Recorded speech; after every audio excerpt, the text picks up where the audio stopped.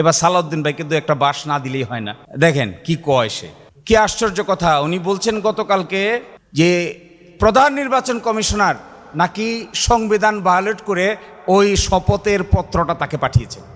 তাহলে আমার সালাউদ্দিন ভাই সংবিধান ভায়োলেট না করিয়া ঐক্যমত্য কমিশনের মেম্বার কিভাবে হয়েছে?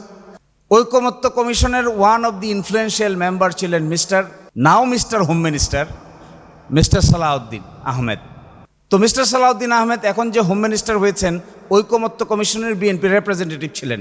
এটার যদি কোনো বৈধতা না থাকে, সাংবিধানিকভাবে তো ঐক্যমত্য কমিশন বলতে কিছু নাই, বাংলাদেশের কোনো আইনে তো ঐক্যমত্য কমিশনের কোনো বেসিস নাই।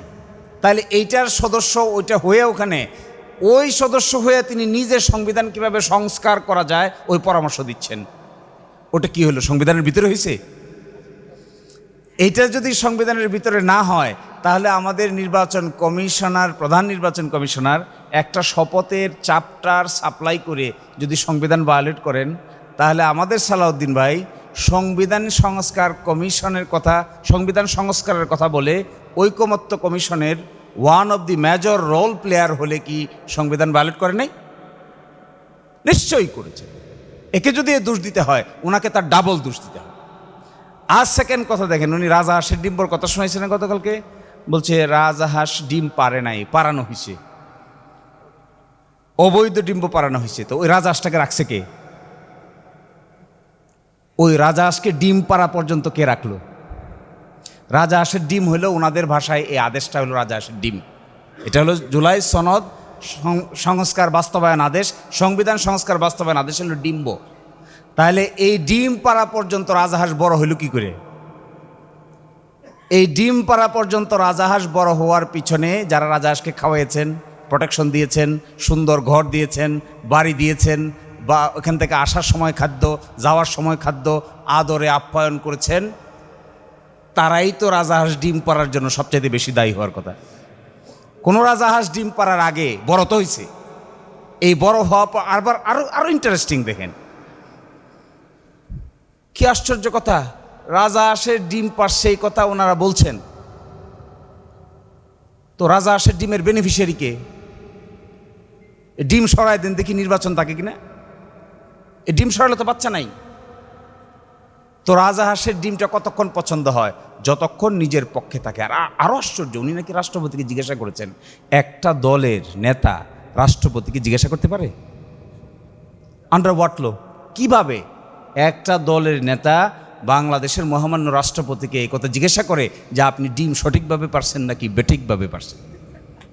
How fun is this? কেমন কথা? কনস্টিটিউশনাল সিস্টেমের ভিতরে রাষ্ট্রপতিকে পরামর্শ দিবে প্রধানমন্ত্রী, আর কনস্টিটিউশনাল সিস্টেমের মধ্যে ওনাকে যদিও কেউ এখন ডিফ্যাক্টো প্রধানমন্ত্রী বলেন, আইনত প্রধানমন্ত্রী না কিন্তু কার্যত প্রধানমন্ত্রী। তো কার্যত প্রধানমন্ত্রী ভালো কাজই তো করেছেন, কে ডিম পারে আর কে ডিম পারবে না এটার হিসাব রাখতেছে। আরও একটা ইন্টারেস্টিং, উনি বলছেন একটা যে কুইনাইন খাওয়ানো হয়েছে, কালকে দেখবেন একটা কথা বলছে কুইনাইন খাওয়ানো হয়েছে। কুইনাইনটা কি? এই অর্ডারটাকে বলছেন উনি কুইনাইন। আর যে সংস্কার প্রস্তাব দিয়েছে তার মধ্যে কিছু কিছু ব্যাপারে ওনারা একমত না, তো মূল প্যাকেজের সাথে দু একটা ওনারা দ্বিমত, এটাও ঢুকে দিয়েছে। সুতরাং কলার ভিতরে কুইনাইন ঢুকে বাচ্চাকে নাকি খাওয়াইছে। একটা ওই যে 4টে প্রশ্নের ভিতরে একটা আছে উচ্চকক্ষ গঠন হবে আনুপাতিক হারে, ভোটের আনুপাতিক হারে, এটা হলো বলছেন উনি কুইনাইন। 3টার সঙ্গে একমত, একটার সঙ্গে একমত না, এই কুইনাইনটা ওখানে ঢুকানো হয়েছে। কি হবে তাহলে? জ্বর এমনভাবে আসছিল, ওই কুইনাইন তখন খাওয়া ছাড়া আর তো কোনো অপশন ছিল না। এখন কুইনাইন কোথায় গেল? বমি করে দিয়েছেন। পার্লামেন্টে ঢোকার পরে কুইনাইন তো ঢুকে গেছে আগেই, কুইনাইন ঢুকে নির্বাচন হয়েছে, কুইনাইনকে মেনেও নিছেন। এই কুইনাইনকে বুকে ধারণ করে রেফারেন্ডামের জন্য প্রপাগান্ডা করেছেন, প্রচার করেছেন, পাশ হয়ে যাওয়ার পরে এখন কুইনাইন বাইর করতে চাচ্ছেন। কুইনাইন তো হজম হয়ে গেছে, নাই তো কুইনাইন আর। এখন কিভাবে আনবেন এটাকে আবার? তাহলে তো অন্তর কাটতে হবে, অপারেশন করতে হবে, ভিতরে ঢুকতে হবে, ওয়াশ করতে হবে। বিষ তো এটা, তো বিষ তো এখন কি করে আবার নতুন করে বমি করা ছাড়া তো উপায় নেই। এবং এই সমস্ত আর্গুমেন্ট আসলে একটা ওয়ান ওয়ে ট্রাফিকিং পেয়ে গেছে পার্লামেন্টের ভিতরে। মনে হচ্ছে পার্লামেন্টটা কোনো না কোনো কারণে সাময়িক সময়ের জন্য লিজ নিছে আর কি। নির্বাচন ছাড়া গণভোট এক্সিস্ট করে কিনা, গণভোট ছাড়া নির্বাচন এক্সিস্ট করে কিনা, এটা হলো একটা ক্রিটিক্যাল কোয়েশ্চেন। সো আমি আপনাদেরকে ক্রিটিক্যাল কোয়েশ্চেনটার জবাব দিচ্ছি। ইলেকশন যে এই সময় হবে এর দলিল কি?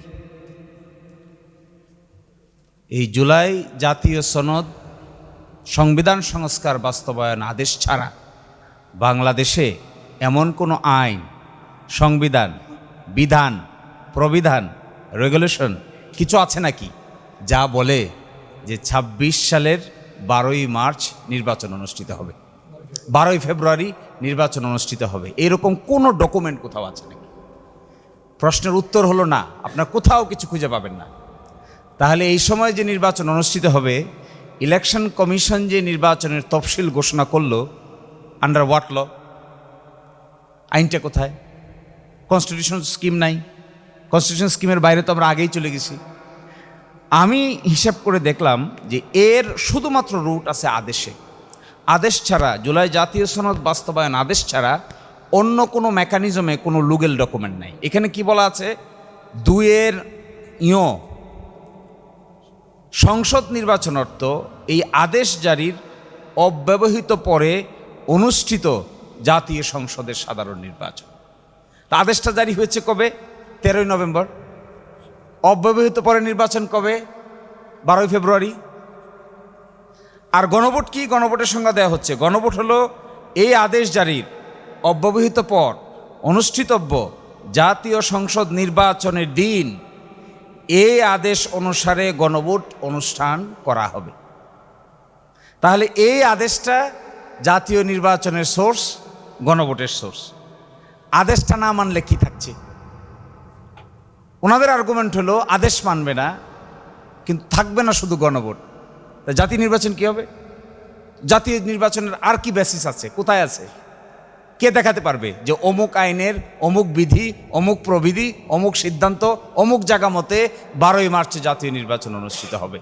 So first question and is answer. দুইটা কি একসাথে এক্সিস্ট করবে, নাকি একটা থেকে আরেকটাকে আউট করলে আরেকটা মরে যাবে? আমার আন্ডারস্ট্যান্ডিং হলো এগুলো সাচ অ্যান ইনসেপারেবল টুইন। একটাকে যদি আউট করেন আরেকটা অটোমেটিক মৃত্যুবরণ করবে। সুতরাং এইটা তাদের জন্য সুইসাইডাল আর্গুমেন্ট হচ্ছে।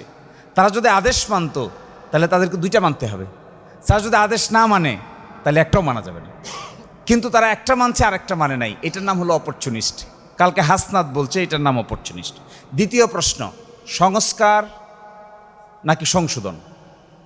এই যে দেখেন বিএনপির 31 দফা, বিএনপির 31 দফার 1 নম্বর দফা সংবিধান সংস্কার কমিশন গঠন। ওরা নিজেরাও সংশোধনে বিশ্বাস করে না। 1 নম্বর দফা সংবিধান সংস্কার কমিশন গঠন করবে ক্ষমতায় আসলে। তো সংবিধান সংস্কার গঠন হওয়ার আগে ঐকমত্য কমিশন হয়েছে।